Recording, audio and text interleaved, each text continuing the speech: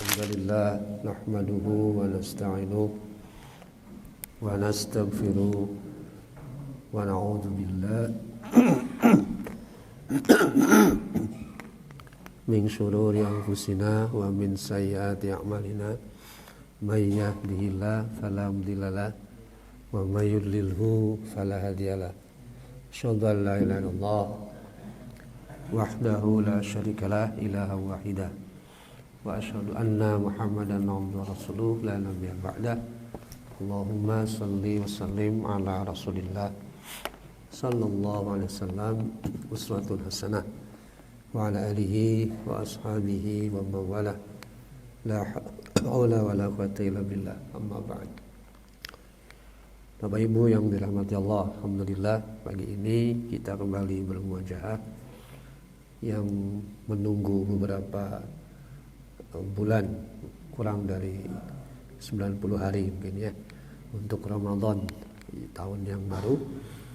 Kita lanjutkan hari ini pembahasan tentang tazkiyatun nufus dan bab baru tentang khianat. Sebelum kita mengulas apa khianat, ciri-cirinya seperti apa, bentuknya bagaimana, dan pembagiannya atau pengklasifikasian yang termasuk perbuatan khianat itu bagaimana, kita akan satu kutip dulu di dalam ayat yang tadi dibaca. Salah satu ayat yang tadi dibaca itu surat Fussilat ya. Ada satu kata yang sering disebut di dalam Quran, meskipun penyebutannya tidak banyak, tapi menggambarkan azab.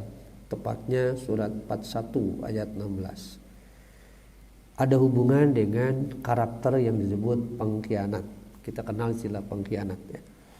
Nah, tindakan khianat yang dilakukan oleh kaum adalah kaum Ad.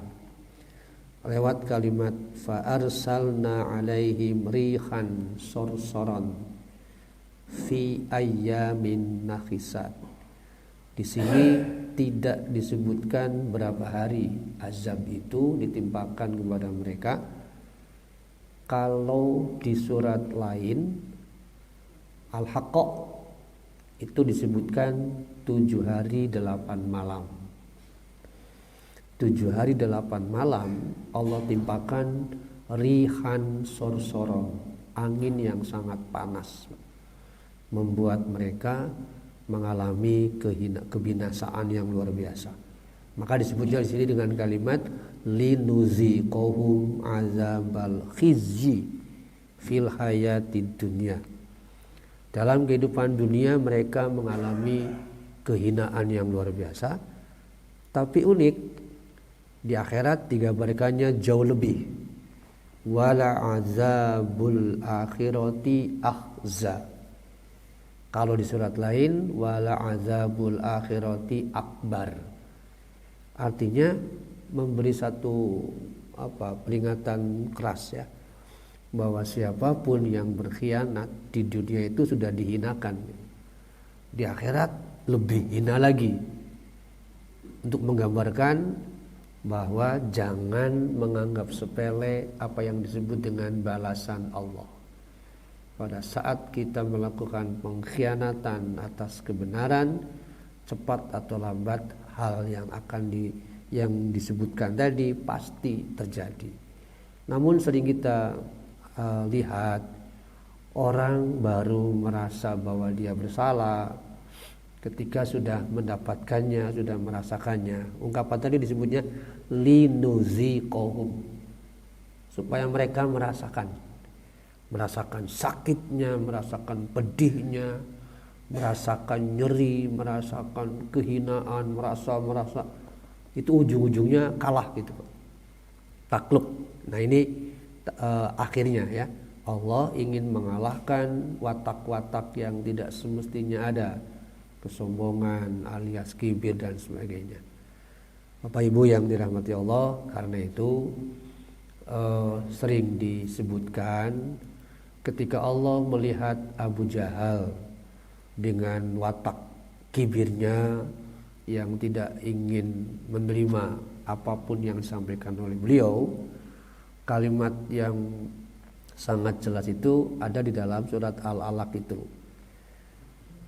Allah merekam dengan kalimat kalla innal insana la yatgha ar-ra'ahu stagna inna ila rabbika ruj'a. Kalimat inna ila rabbika ruj'a itu merupakan satu penegasan serius sebetulnya kepada Abu Jahal khususnya dan kepada siapapun yang punya watak yang sama, bahwa kamu itu sungguh pasti kembali kepada Tuhanmu. Nah, kata-kata ila rabbika ruj'a, kamu pasti kembali kepada Tuhanmu, salah satu maknanya kalimat aruj'a itu secara bahasa kembali ya. Tapi dua makna tuh yang digambarkan oleh Syekh Mustafa Al-Maraghi. Satu, al-maut, pasti mati. Yang kedua, menyerah, kalah. Nah, kalimat menyerah kalah itu terkadang harus melewati satu peristiwa yang tak mampu dilawan oleh tenaga dia, oleh akal dia yang cerdas sekalipun, oleh pikirannya yang katakanlah ahli strategis sekalipun, atau kekuatan hartanya yang tak bisa dihitung sehingga bisa menyuap orang lain. Itulah yang disebut dengan inna ila rabbika ruj'a. Kamu pasti ujungnya menyerah. Nah, saya kira fakta-fakta sejarah yang sudah dilewati sekian ratus bahkan ribu tahun yang lalu, atau beberapa tahun, puluh tahun belakangan, memberi fakta yang tak terbantahkan bahwa pengkhianat itu atau orang yang suka berbuat zalim itu ujungnya kalah pasti. Nah, inilah yang seringkali tidak disadari oleh orang itu karena tertutupnya hati dari cahaya Allah.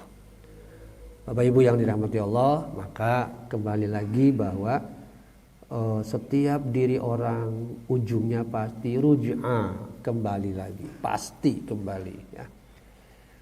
Kebanyakan mereka melakukan itu terjebak oleh bisa macam-macam ya, bisa rakus, pokoknya fokusnya itu karena mereka tuhibbunal ajilah, mencintai hidup kekinian alias keduniawian dengan segala macam kesenangannya. Dampaknya kemudian begitu leluasa melakukan tindakan yang sudah disebutkan tadi antara lain ya. Sebelum kita lanjutkan mengenai pendefinisian apa khianat dan seterusnya, kita lihat dulu perbandingan dunia dan akhirat yang sifatnya empiris oleh Rasulullah SAW. Bapak Ibu, dalam Quran sangat sering ya kita mendengar kata-kata mislun, seperti atau serupa dengan, atau masalun, perumpamaan. Saya kira dalam bahasa Indonesia juga sering menggunakan gaya bahasa ya, gaya bahasa. Ada yang menggunakan konsep misalnya personifikasi gitu, eufemisme, hiperbolisme, sarkasme dan seterusnya. Itu sebetulnya sesuatu yang biasa dalam setiap bahasa, ada ungkapan-ungkapan semacam begitu. Nah, dalam bahasa hadis pun ada. Rasulullah SAW bahkan memberikan semacam peragaan bagaimana cara beliau menerangkan supaya sahabat itu ngeh atau ngerti atau paham terkait dengan apa dunia dibanding dengan akhirat. Para Bapak Ibu, Rasulullah SAW meminta seseorang untuk memasukkan usbu'ah, jari tengah, ke laut. Coba masukkan tangan kalian, jari kalian ke laut. Kemudian angkat. Lantas beliau bilang, fal yanzur bima yarji. Coba ketika kamu angkat jarimu, Berapa ukuran tetesan air yang turun dari ujung jari? Itu caranya, Pak. Jadi seseorang diminta mencelupkan ujung jarinya ke laut, fil yami, lalu beliau berkata, fal yanzur, coba perhatikan, bima yarji'u, yang kembali atau yang menetes dari ujung jari. Berapa ukuran airnya? Ada setengah liter, Pak? Nggak mungkin. Paling bahasa kitanya setetes. Setetes ini tidak akan bisa menyegarkan orang yang haus. Nah, dari situlah kemudian Rasulullah SAW memberi perbandingan mad dunya fil akhirah. Gitu. Perbandingan dunia dengan akhirat itu tidak akan pernah sebanding. Kenapa? Karena dunia dengan segala kesenangannya ibarat satu tetes air di ujung jari. Sedangkan akhirat ibarat air di 7 samudra. Lalu kita diajak oleh Rasul mau mengejar yang mana? Mau mencari yang mana? Mau menemukan yang mana? Apakah kita ingin menemukan, mencari dan mendapatkan serta menguasai kehidupan akhirat, ataukah kehidupan hari ini yang tak seberapa tadi? Jadi subhanallah, itulah cara beliau supaya kita jangan terjebak, terlalaikan, terlena oleh kehidupan hari ini. Karena ketika fokus kita di situ, maka ke sini dampaknya, Pak. Berkhianat itu hal biasa nantinya. Sehingga jangankan orang tidak mengerti, orang yang selevel tingkat katakanlah akademik pun oleh orang yang berkhianat baru sadarnya ketika sekian waktu kemudian. Dan itu banyak faktanya yang nanti kita lihat contoh-contoh merasa saya kok aneh ya.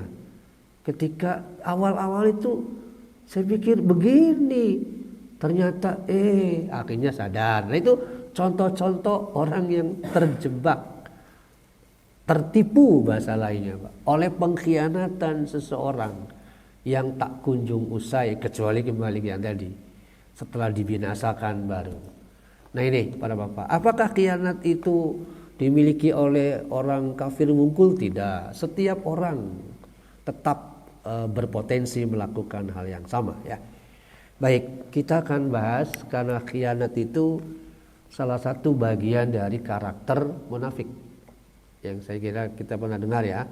Wa idza tumina khana, bahwa salah satu watak munafik dalam bahasa Sahih Bukhari ada istilah munafiqon kholison, munafik yang murni. Jadi berbeda antara baru punya sifat munafik atau sifatun nifak dengan orang yang sudah disebut munafiqon kholison. Kalau orang baru disebut sifat nifak mungkin baru satu ya.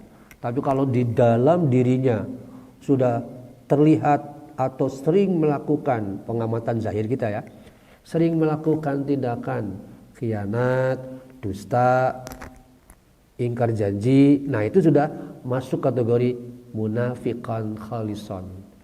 Meskipun boleh jadi yang bersangkutan merasa biasa-biasa saja, tapi kalau yang bersangkutan takut, semestinya akan muncul kesadaran lalu melakukan perbaikan diri. Kembali ke sini, khona dimiliki setiap orang karena bagian dari fujuroha. Sebagaimana dasar pembahasan kita selama ini terkait dengan tazkiyatun nufus adalah fa'alhamaha fujuroha wa taqwaha, bahwa di dalam diri setiap orang sudah diinstal, sudah dipasang dua potensi. Yang pertama fujuroha, dan di dalam fujuroha itu banyak karakter-karakter yang perlu kita waspadai.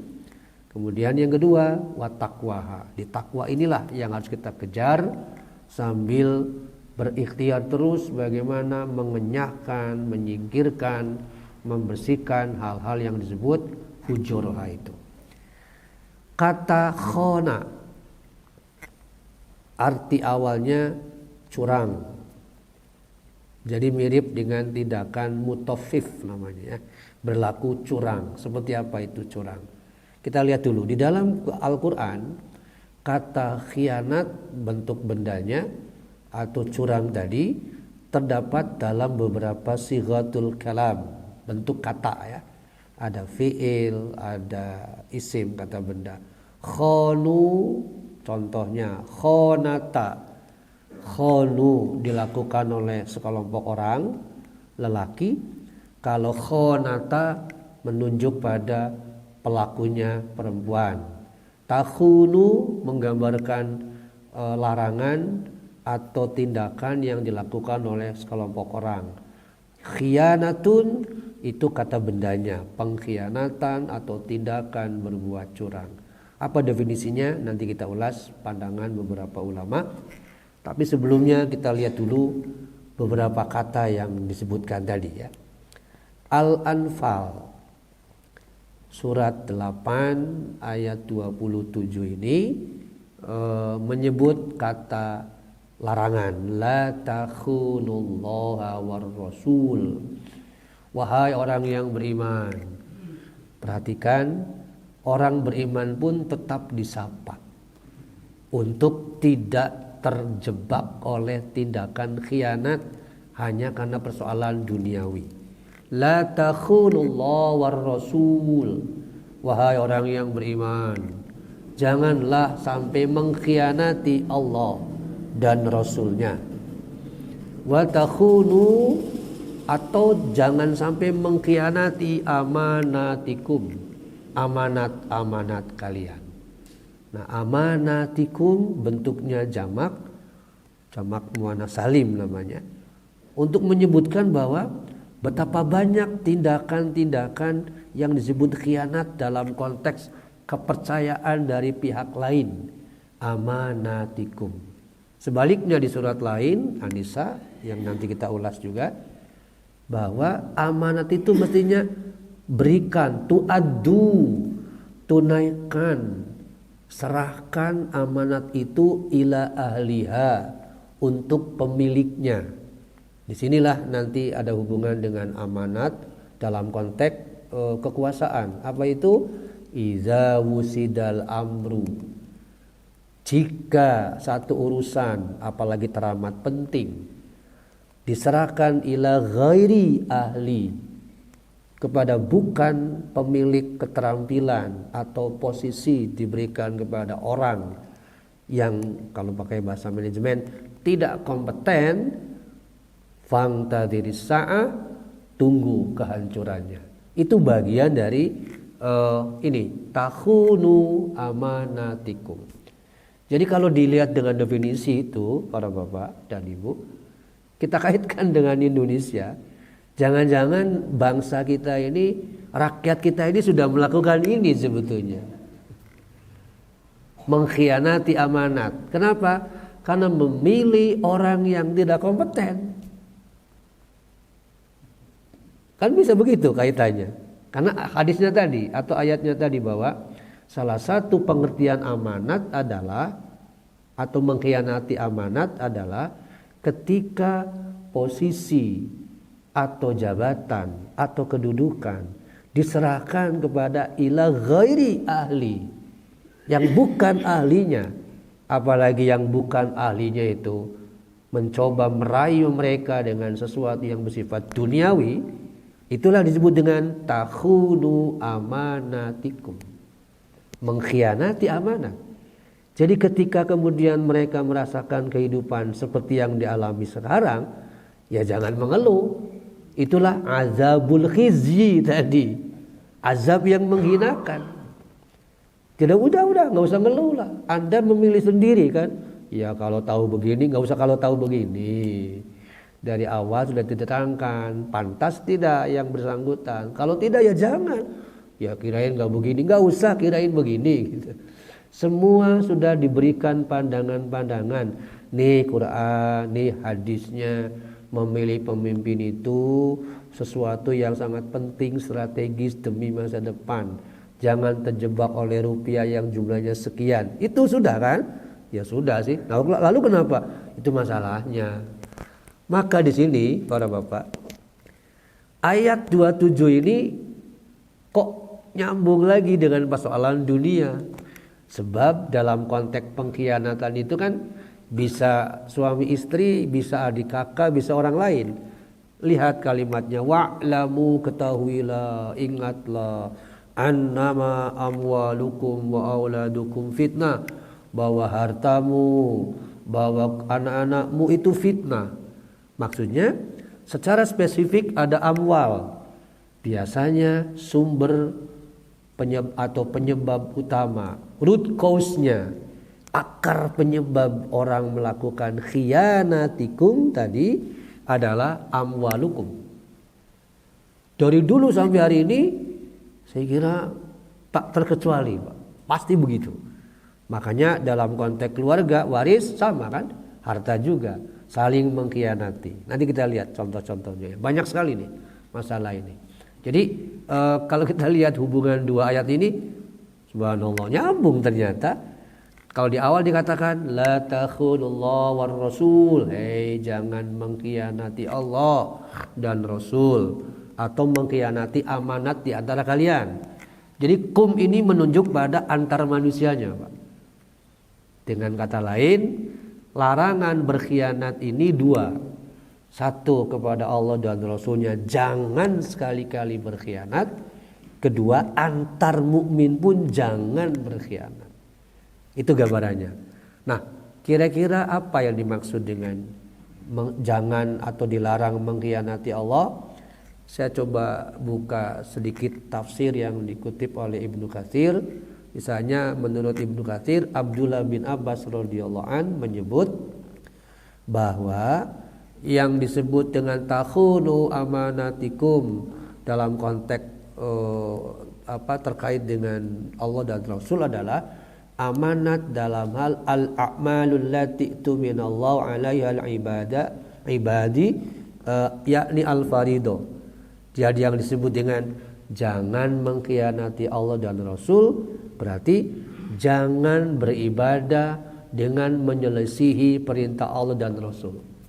Itu salah satunya.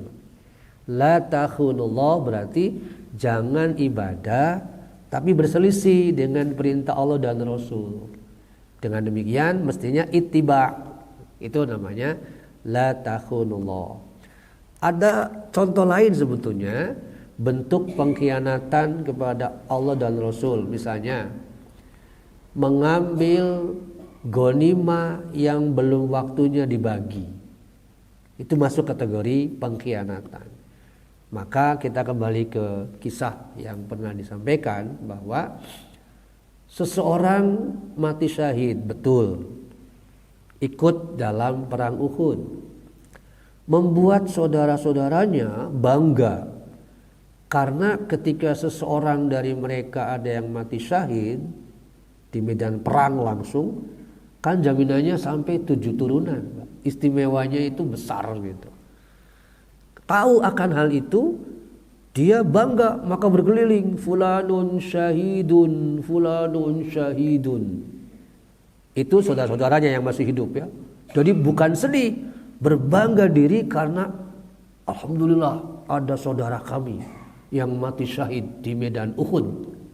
Dia keliling tuh di Madinah sampai akhirnya tibalah di depan Rasulullah SAW. Ditanya, siapa yang mati syahid? Fulanun syahidun ya Rasulullah.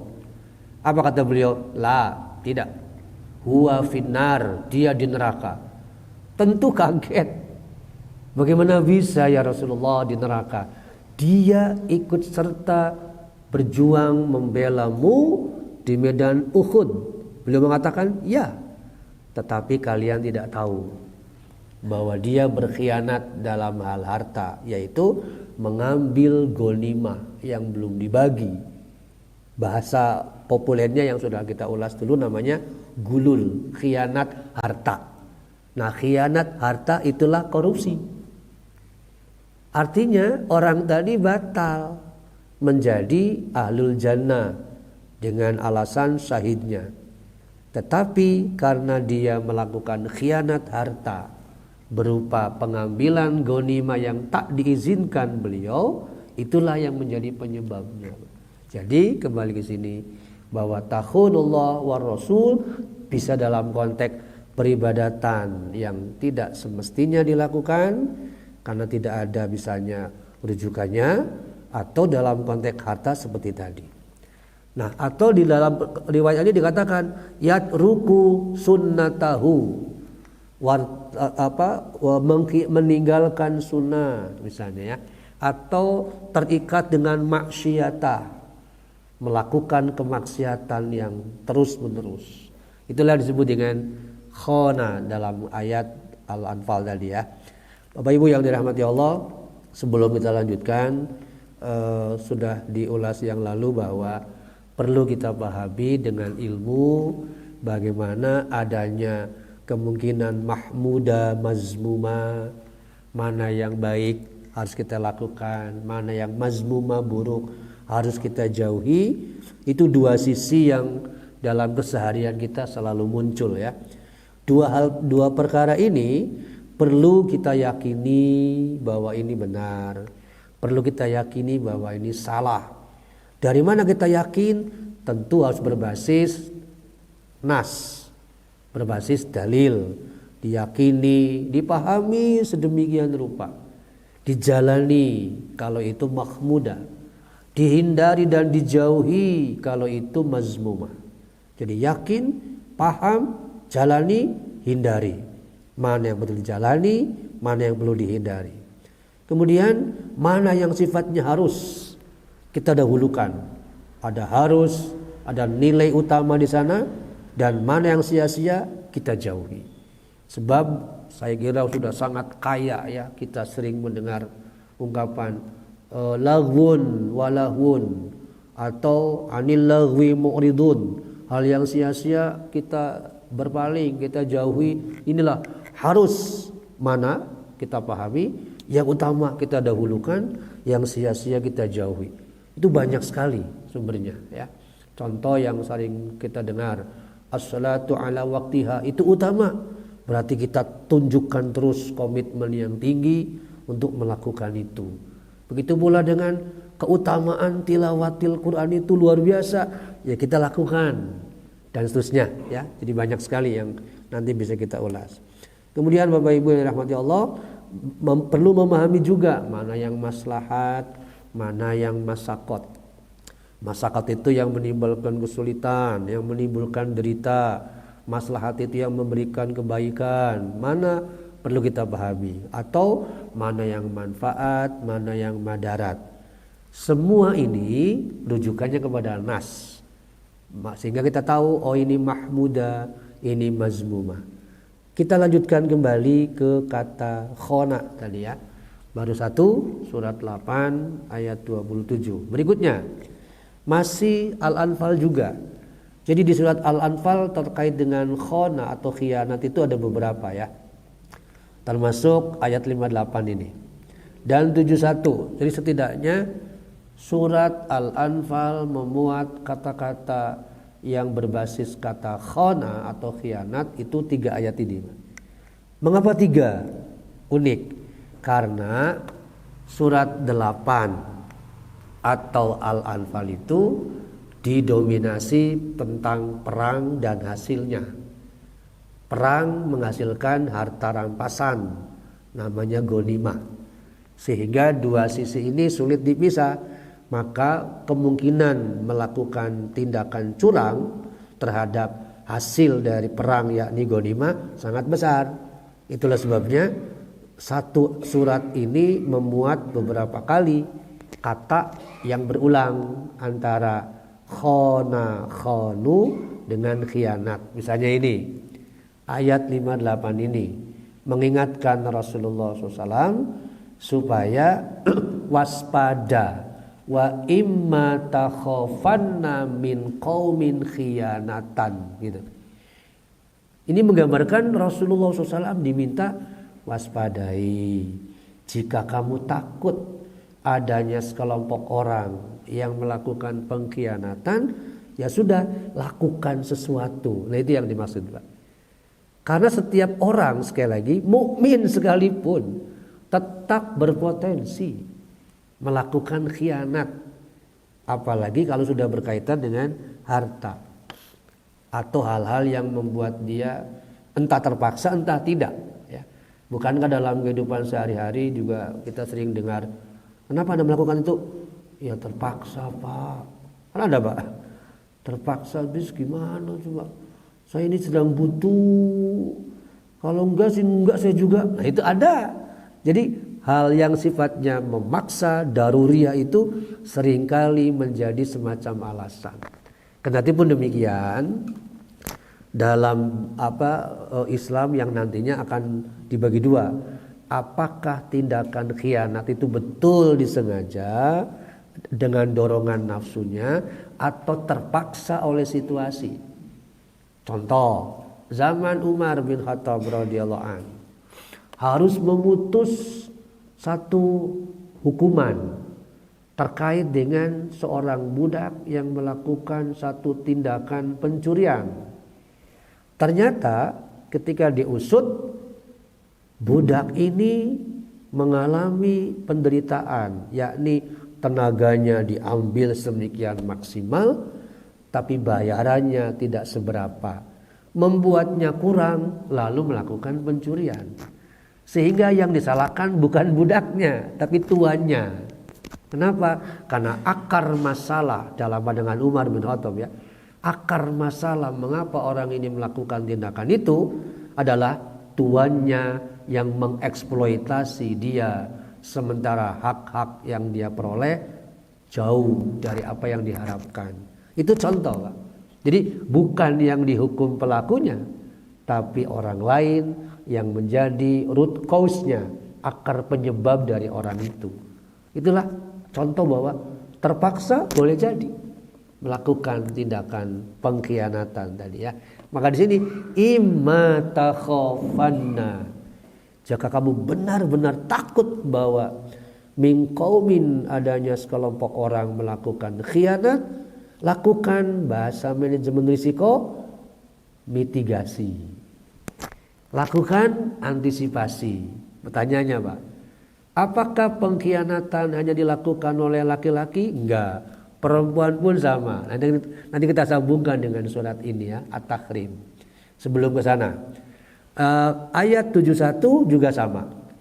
Wa iyuridu khiyanataka faqad khanallahu min qablu.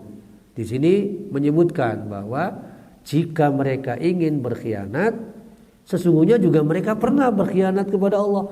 Di sini, Pak, ada hubungan. Kalau orang sudah biasa mengkhianati Allah, alias tadi melanggar aturan, besar kemungkinan mengkhianati orang itu gampang. Jadi nyambung di situ. Dengan kata lain, kalau hablum minallahnya buruk, biasanya berdampak besar pada hablum minanas pun akan buruk. Atau sebaliknya, jika hablum minallah baik, semestinya hablum minanas juga sama. Sehingga ketika ada orang yang secara zahir benar hablum minallah secara zahir, ya, ternyata batinnya bermasalah, maka orang tersebut disebutlah oleh Allah dengan kalimat fawailul lil musallin, celaka sholatnya. Kenapa? Karena ada sesuatu yang salah dalam dirinya sehingga dia terjerat oleh watak yamna'unal ma'un. Sebab kalau benar hablum minallahnya dari sholat yang dilakukannya, maka yang namanya wa yamna'unal ma'un, watak untuk menimbun, menumpuk itu gak akan ada. Dia justru akan punya kepeduliannya. Itu korelasinya, Pak. Jadi kita takut sekali di situ. Sudah sholat tapi tetap wailun kalau ada watak-watak tertentu yang semestinya tidak ada. Nih gambarannya, Pak.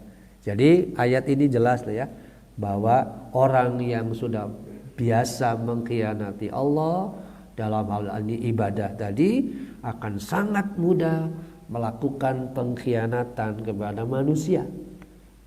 Sebab Tadi kalau Allah yang maha kuasa dan mampu membalas apapun yang dilakukan saja sudah dikhianati, tanda kutip, sudah ditipu oleh dia, meskipun nggak mungkin bisa ditipu ya, maka orang lain sangat mudah. Ini gambarannya. Contoh terkait dengan pengkhianatan pasangan. Surat At-Tahrim. Dalam surat 66 ini digambarkan dua perumpamaan yang berbeda. Dua perempuan untuk perumpamaan wanita-wanita kafir, orang-orang kafir berarti istrinya. Dua perempuan gambaran perumpamaan untuk orang-orang yang mukmin. Ayat 10 ini untuk kafirin. Ayat 11-12 untuk mukminin. Daraballah, Allah memberi masalan, perumpamaan lilladzina kafaru, bagi orang kafir, bahwa imro'atanu, ada istri Nuh dan istri Lut. Di sini dua perempuan disebutkan dalam satu surat, satu ayat. Para Bapak Ibu, imro'ata dalam Al-Quran itu lebih dimaknai perempuan yang sudah bersuami alias istri. Kebanyakan ya, secara umum imro'ah sering dikaitkan dengan perempuan yang sudah bersuami alias istri.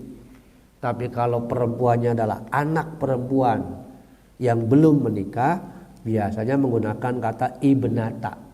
Beda, dibedakan ya. Jadi kalau imro'atu atau imro'ata pasti menunjuk ke istri. Imro'ata Imron, imro'ata Nuh, imro'ata Lut, imro'ata Lahab, wa imro'atuhu. Ingat surat Al-Lahab itu juga sama. Bukan anak perempuan Abu Lahab, tetapi istri Abu Lahab. Sama seperti tadi, bukan anak perempuan Imron, tapi istri Imron. Kalau anak perempuan Imron disebutnya ibnata Imron. Nah, di sini dua sosok perempuan yang melakukan khonatahuma.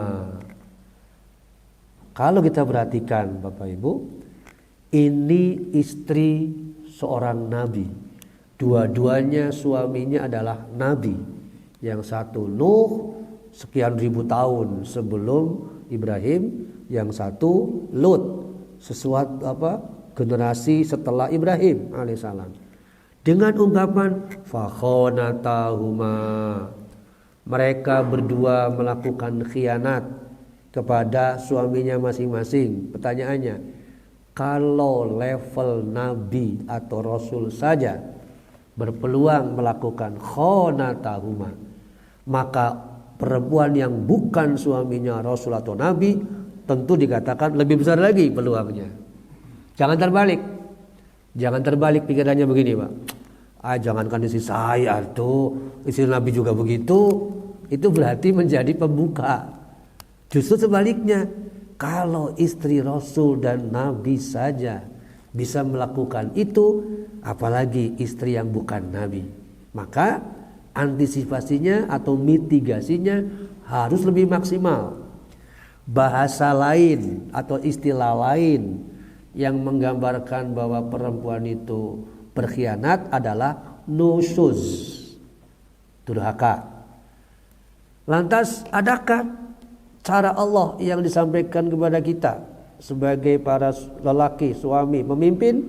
Barangkali kita harus melihat surat lain, mitigasinya atau antisipasinya, sehingga tidak ada peluang atau mempersempit peluang terjadinya khianah atau khonatahuma oleh seperti gambaran tadi.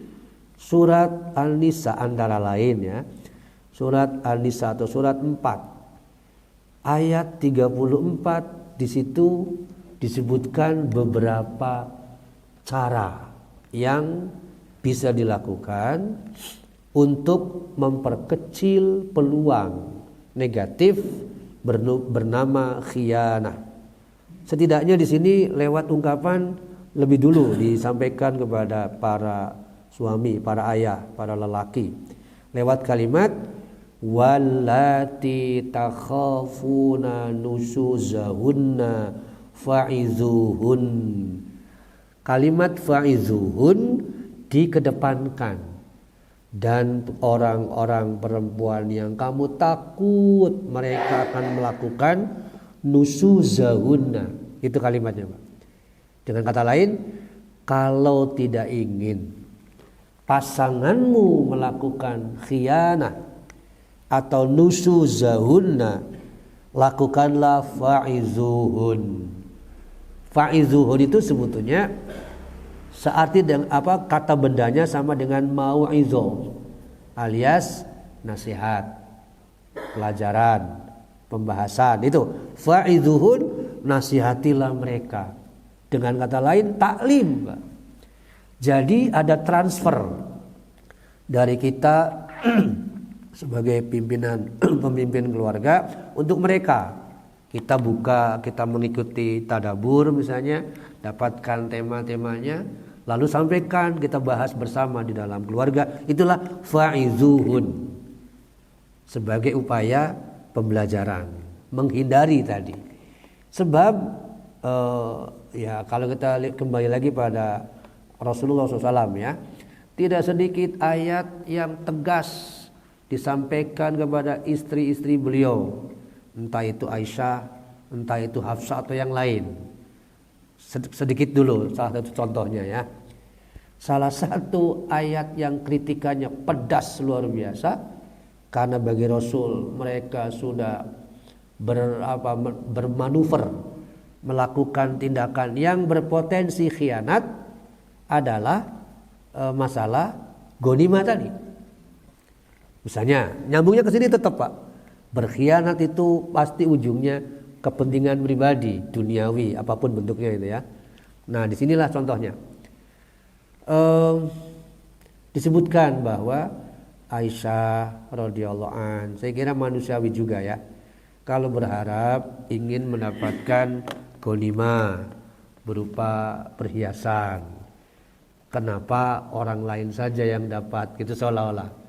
Sementara yang bersangkutan kok nggak pernah, lantas menyampaikan hal itu.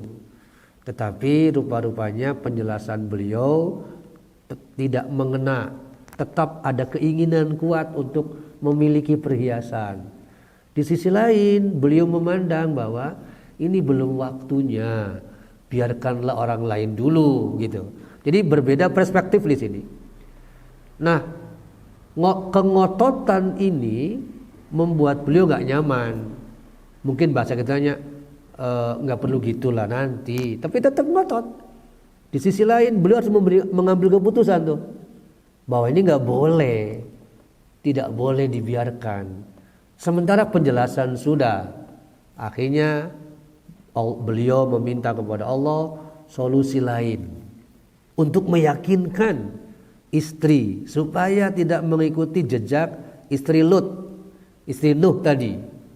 Di sini sekali lagi, Pak, ini sebuah contoh. Beliau tidak mengambil keputusan dengan emosional, langsung aku cerai saja kamu. Enggak. Ada proses, yakni bagaimana ingin mengambil keputusan tapi dibenarkan oleh Allah, tidak dipersalahkan. Maka beliau berdoa memohon keputusan Allah yang terbaik. Pertanyaannya, apakah doa beliau langsung dikabulkan? Enggak, terserah Allah. Artinya perlu menunggu waktu. Nah, di sini, Pak, yang namanya Quran itu kan tidak didikte oleh orang. Bagaimana kehendak Allah. Maka beliau harus menunggu lebih dari sebulan. Mungkin kalau kita sudah capek dulu, udah nggak turun-turun geningan, ternyata beliau tunggu terus sampai waktunya. Turunlah salah satu ayat di dalam surat Al-Ahzab untuk memberi jawaban apa yang diminta oleh beliau. Apa jawabannya? Ya ayuhan nabi, hei nabi, kul, udah sampaikan saja li azwajik gitu. Surat 3328. Udah sampaikan aja ke pasanganmu itu. Ta'alain, sini kumpul, ayo kumpul. Jadi kenapa mengatakannya lebih dari 2? Ya karena istri yang lain terprovokasi untuk ikutan gitu, Pak. Awalnya kan Aisyah duluan radhiyallahu an. Lalu yang lain ikutan. Maka kalimatnya li azwajik, sampaikan ke istrimu. Panggil mereka. Ta'alaun, sini kumpul. Setelah kumpul, kalau kalian mau dunia, ya nggak apa-apa. Itu singkatnya Pak ya. Kalau mau dunia ya boleh, tapi cerai dulu. Aku ceraikan kalian, baru mendapatkan hak bernama ummati'kunna, yang kita sebut namanya mut'ah. Barulah dapat mut'ah, kesenangannya nih, kompensasi lah semacam begitu ya. Tapi cerai dulu. Dengan kata lain, kalau sudah mendapatkan kesenangan dunia, gagal menjadi orang yang berhak masuk surga. Mending mana? Kan ini sebuah pilihan Pak, harus memilih gitu. Jadi kalimat ini bagi saya itu menunjukkan sikap tegas. Kalau memang inginnya begitu ya sudah, lakukan keputusan terbaik. Disinilah sebuah solusi yang indah tapi juga tegas dalam konteks akidah tadi Pak ya. Jadi kembali para Bapak Ibu yang dirahmati Allah, fa'izuhun di dalam surat An-Nisa. Kalau surat Al-Ahzab tadi ada ketegasan di situ. Ketika potensi berkhianat itu besar, sudah kita harusnya tegas melakukan sesuatu tindakan supaya tidak menimbulkan presiden buruk yang berkepanjangan gitu ya. Itu tentang surat At-Tahrim. Nah, kalau apa tafsirannya? Fakhonatahuma ditafsirkan oleh Ibnu Katsir fil iman, berkhianat dalam hal iman, dalam arti tidak melakukan yuwafiqa, tidak sepakat, tidak sejalan, tidak sesuai dengan iman suaminya. Artinya Lut jadi nabi, mengajak pada tauhid, istrinya sebaliknya bermaksiat, menentang apa yang disampaikan. Begitu pula istri Nuh sama. Nah, itu artinya berbeda keyakinan. Apa iya berbeda keyakinan tapi dalam satu atap rumah tangga? Itu yang disebut khonatahuma, Pak. Itu ya. Sementara dalam Islam kita yakini ya bahwa yang namanya menikah harus semuanya seiring sejalan, satu frekuensi bahasa lainnya. Makna lainnya adalah wala sodaqahuma fir risalah. Kedua istri Rasul tadi, Nuh maupun Lut, sama-sama tidak membenarkan. Dengan kata lain, mengingkari risalah yang mereka bawa. Kita tahu kan, risalah Nabi itu selalu diawali oleh tauhid. Mereka mengabaikan.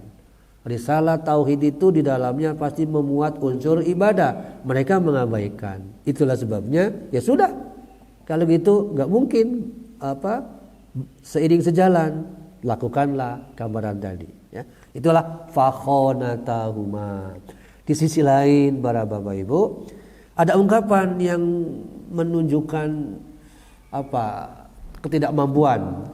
Falam yughniya anhuma minallahi syai.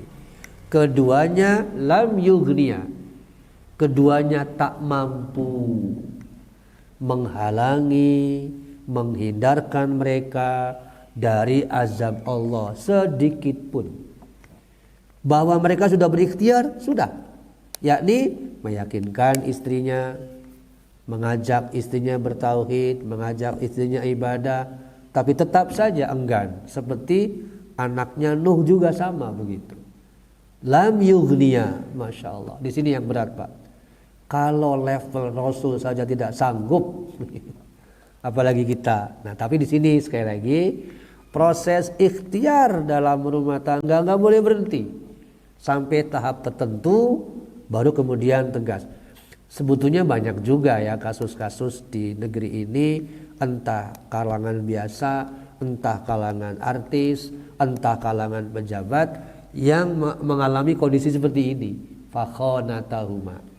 Saya saja pernah punya jamaah ya, anak muda. Anak muda ini saya saya menjadi saksi ketika menikah gitu. Bahkan sejak awal mungkin lebih dari 5 tahun Pak, saya bimbing dia dari nol ya sampai dia menikah terus. Tapi qadarullah yang berkhianat istrinya. Ketika anak sudah lahir, satu usia mungkin 3 atau 5 tahun, sang istri lebih tertarik pada gaji temannya yang lebih besar. Ya Allah, gitu. Ternyata itu tadi khonatahuma. Akhirnya alasan tertentu, ya pokoknya tidak cocok dan sebagainya, sebetulnya ketidakcocokannya materi penyebab utamanya. Ternyata benar. Setelah cerai, kemudian menikahlah dengan seseorang yang sebetulnya kenal. Allahu Akbar. Persoalan utamanya income, duniawi berarti Pak. Itu jelas sekali itu. Saya mengalami sendiri. Bagaimana jamaah ini, murid ini, anak muda, ya Allah. Ya sudah Mas, lakukan saja Mas, jelaskan. Iya Pak. Tempuh saja. Itu khianat Pak. Karena faktor duniawi tadi. Atau sebaliknya gitu ya. Kalau tadi laki-laki, ini sebaliknya. Ada juga mahasiswi ya, yang awalnya bagus dengan seorang. Sama juga begitu. Ya Allah, ya Rabbal Alamin. Jadi contoh-contoh itu benar adanya sebagaimana yang disebutkan ayat tadi. Maka kembali lagi, menghindarinya fa'izuhun.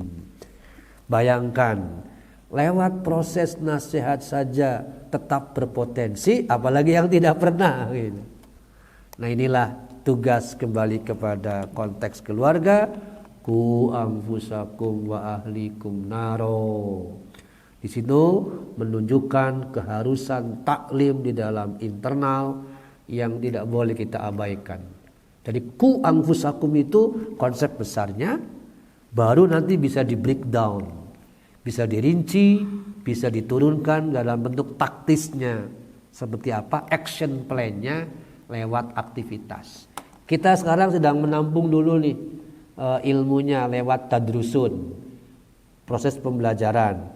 Setelah dapat, baru kita melakukan tu'allimun di dalam konteks keluarga untuk menghindari tadi khonatahuma atau al-khiyanah ya. Nah, ada juga yang mengartikan khonatahuma itu fahisyah. Fahisyah bahasa kitanya ya selingkuh.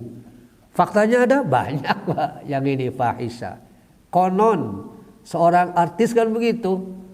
Ya, suaminya umroh, dia melakukan show di sebuah daerah 1-2 kali, ternyata selingkuh dengan orang daerah yang bersangkutan. Sampai hari ini jalan. Itu khonatahuma. Siapa yang salah? Oh, ternyata suaminya. Kenapa? Kurang aspek fa'izuhun. Fa'izuhun alias mau'izoh tadi.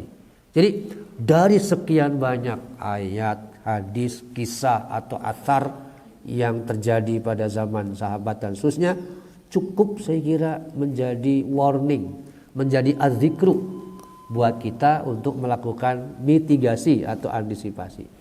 Bapak Ibu yang dirahmati Allah, itu tentang khona ya, khonata. Kata lain yang masih berkaitan dengan khona alias tindakan khianat adalah khoinatin, khoinin. Khoinin itu menunjuk pada orangnya, pelaku pengkhianatan atau lazim kita sebut tadi pengkhianat, para pengkhianat. Kalau khoinah menunjuk pada tindakannya, perilaku khianatnya.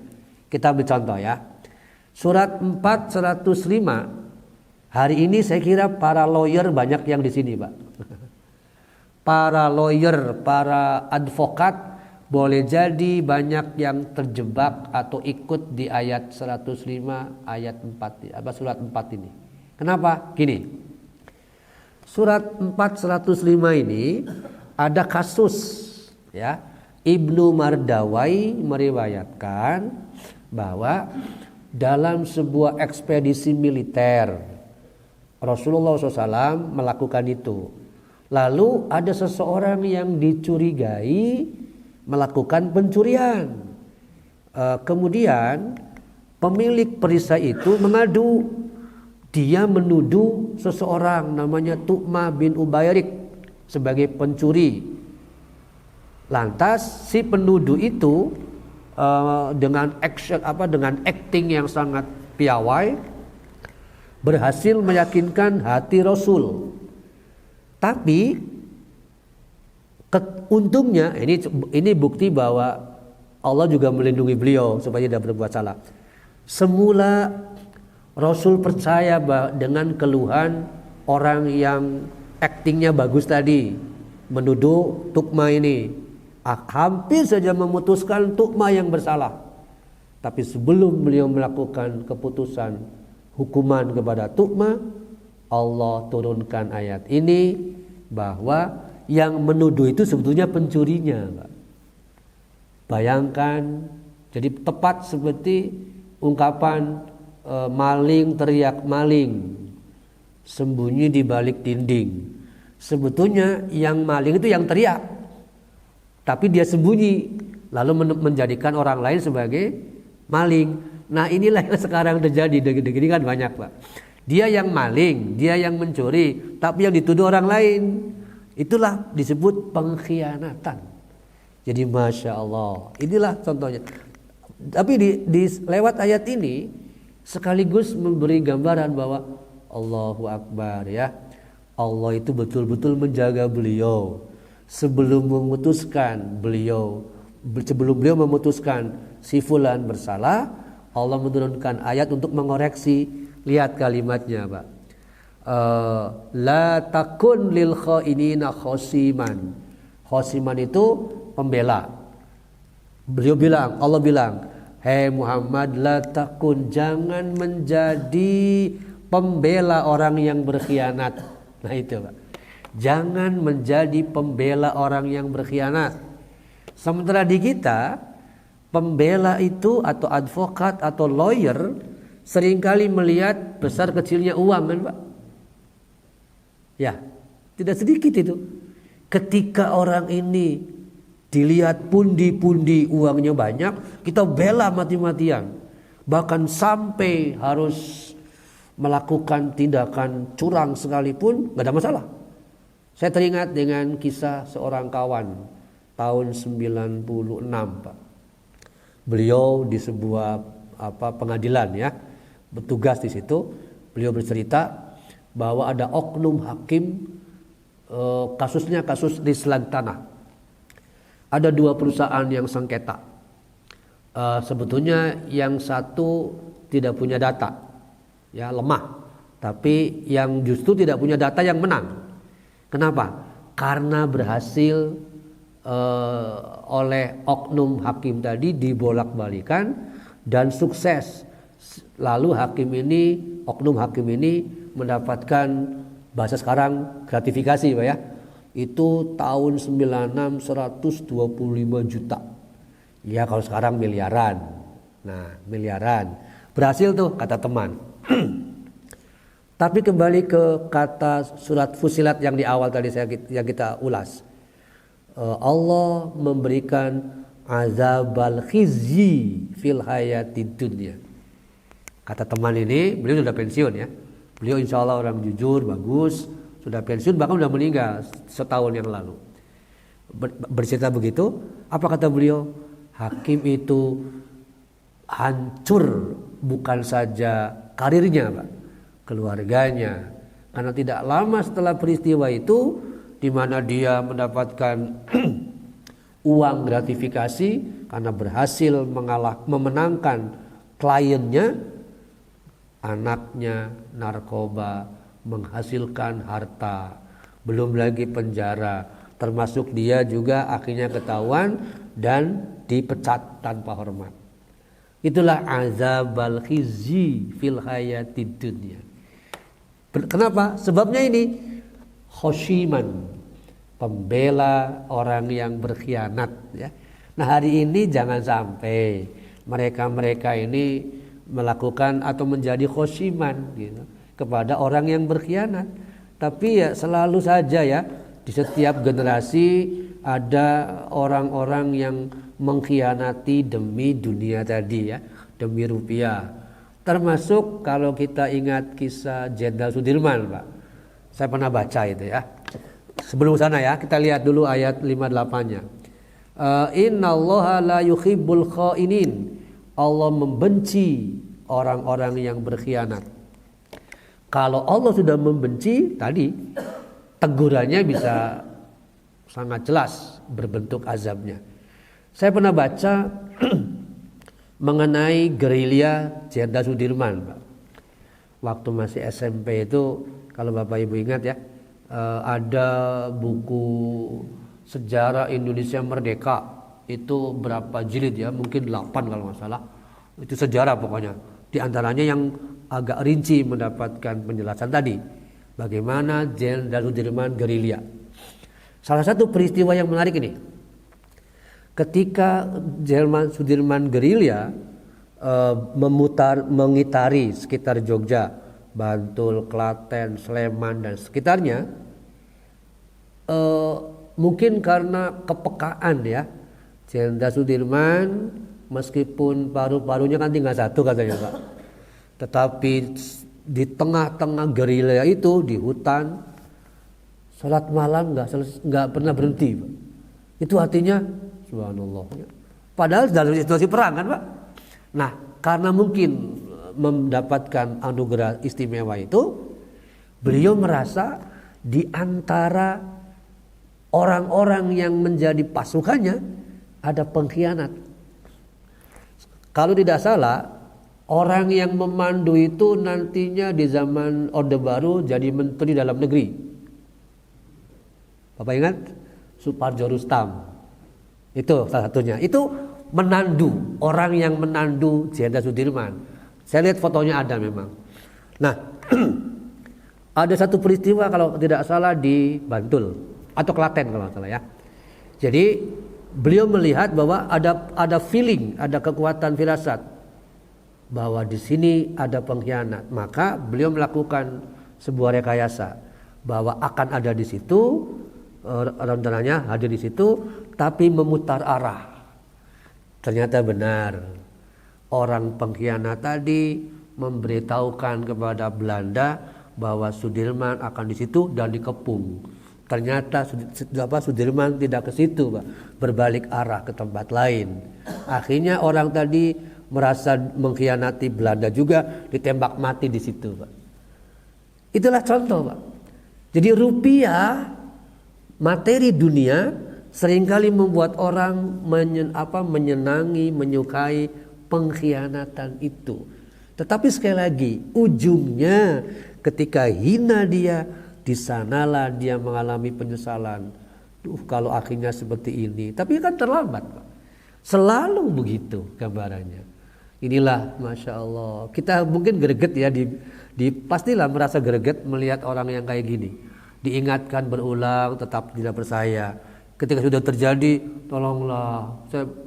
Itu pasti greget, Pak. Pasti kesal melihat orang-orang seperti ini. Nah, itulah gambaran ya mengenai pengkhianatan dilakukan oleh siapapun. Termasuk kisah lain, Yusuf alaihissalam.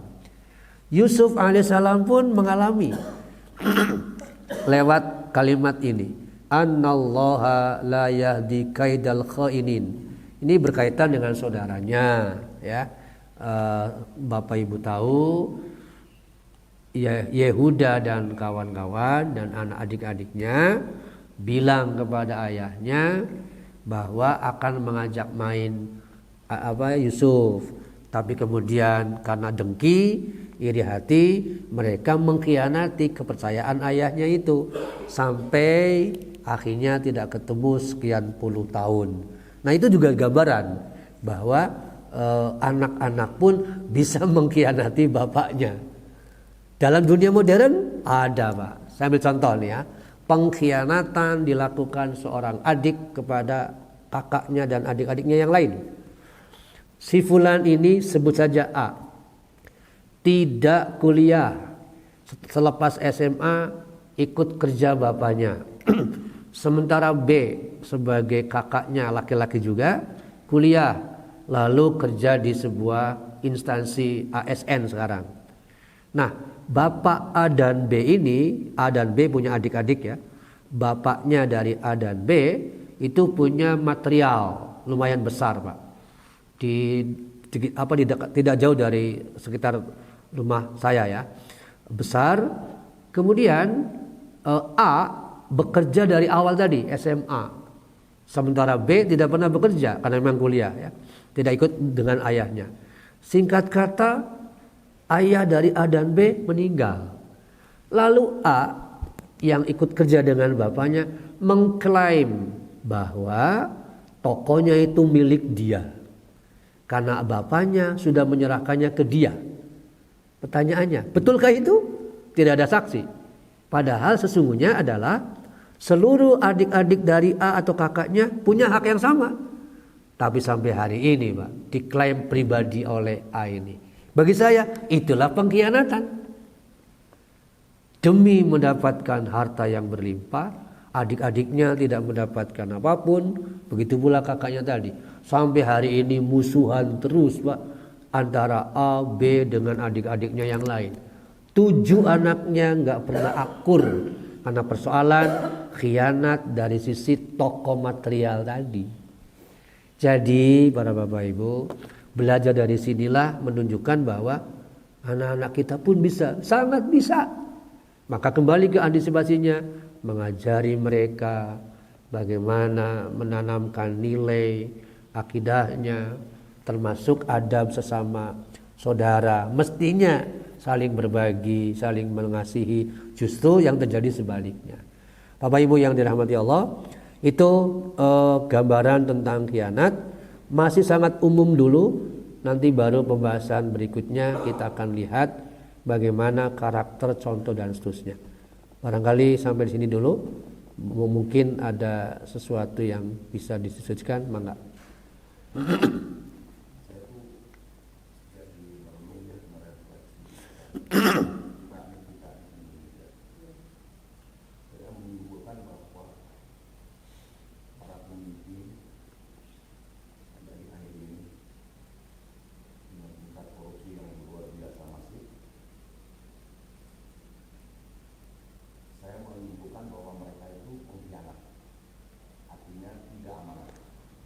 Ya.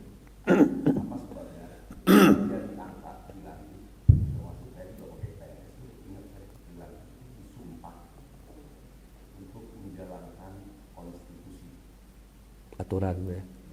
Konstitusi itu kan jelas di dalamnya itu bahwa fakir miskin dirawat negara, bumi dan segala isinya dikuasai negara dan untuk kesejahteraan dari rakyat untuk rakyat kita. Bumi dan isinya, bagaimana tambang-tambang kita kan okupasi kemudian dieksploitasi. Dari situ pengkhianatan itu mulai muncullah korupsi. Saya itu benar-benar saya punya keyakinan gitu sehingga nggak maju-maju. Saya tahu Pak, saya pernah ke negara Eropa. Nanya si Louis de Bril itu, negara kamu masa sekolah bayar kene? Harusnya nggak belajar kan di sana nggak bayar Pak, dan dikasih makan lagi Pak yang bergizi lagi. Nah itu Pak, saya itu harusnya nggak begitu gitu. Iya. Saya mendoakan supaya ada perubahan. Ya. Terima kasih. Baik, Pak. Saya merasa memilih mereka. Baik, terima kasih. Betul, Pak. Ada beberapa poin. Pertama, kenapa mereka begitu mudah melakukan pengkhianatan?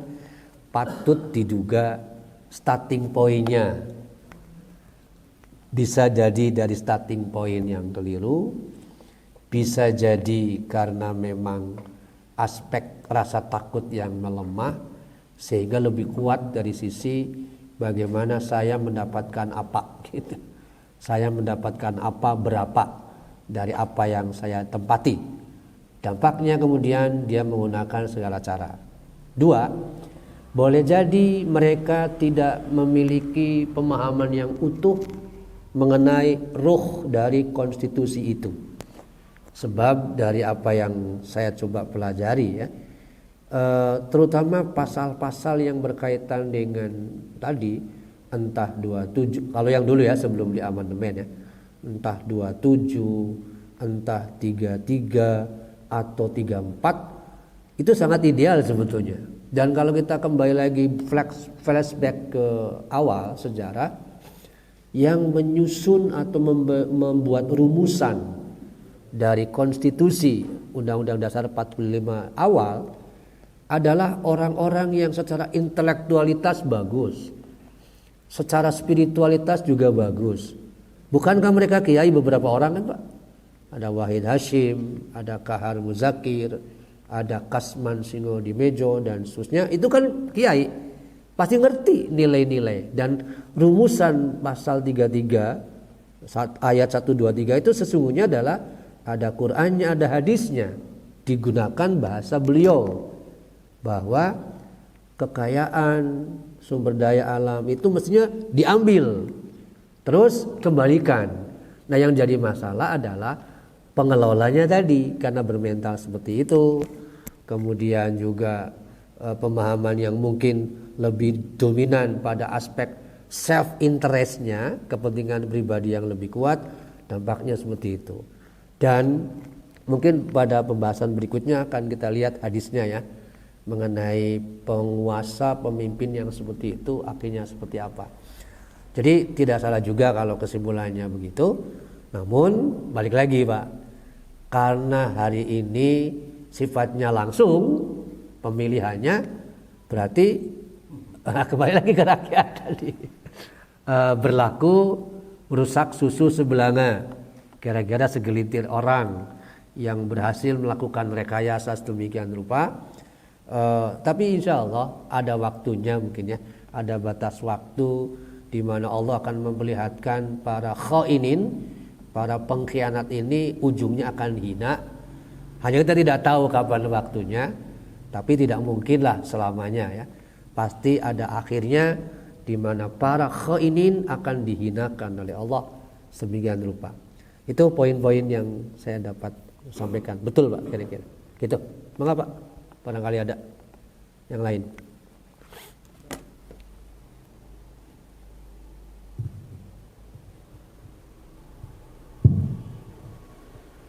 Mohon dijelaskan lebih spesifik kalau pengkhianatan manusia terhadap manusia secara zahir mudah terlihat Ustaz.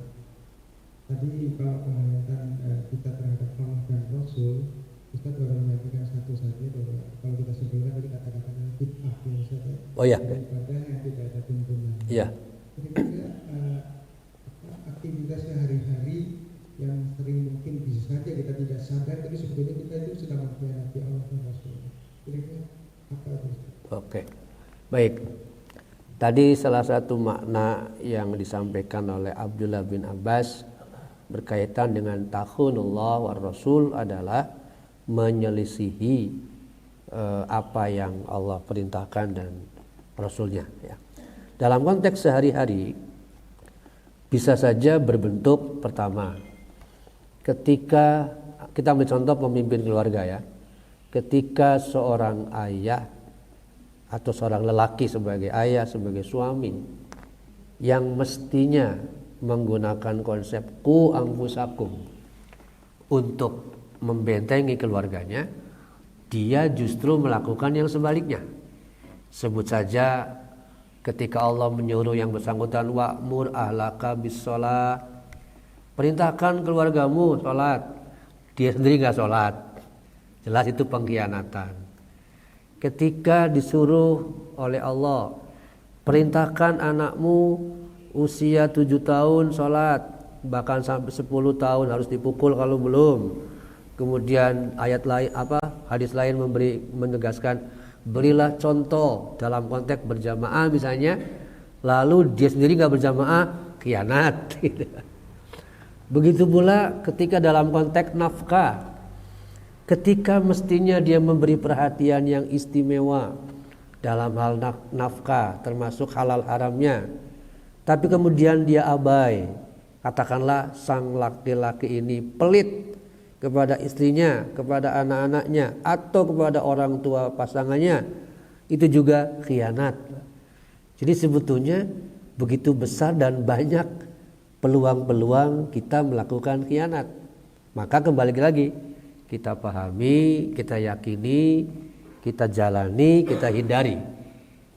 Perlu aktivitas ini betul-betul kita lakukan gitu. Kita pahami peluang-peluang mana saja yang masuk kategori khianat. Kemudian kita bangun komitmen untuk menghindarinya. Atau ketika itu baik, kita bangun komitmen untuk mengamalkannya.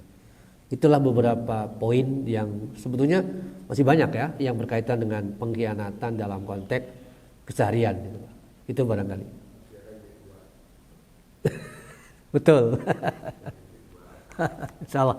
Baik, Bapak-bapak, mungkin sampai di sini dulu. Insyaallah kita lanjutkan kembali gambaran terkait dengan al-khianah yang harus kita jauhi ya. Semoga Allah membimbing kita bisa menjauhkan hal-hal yang khianat, sehingga insya Allah batin kita, pikiran kita fokus kepada Allah Azza wa Jal dan terjauhkan dari hal-hal yang buruk. Alhamdulillahirabbil alamin. Subhanakallah bihamdika asyhadu an la ilaha illa anta astaghfiruka wa atubu ilaik. Assalamualaikum warahmatullahi wabarakatuh. Waalaikumsalam.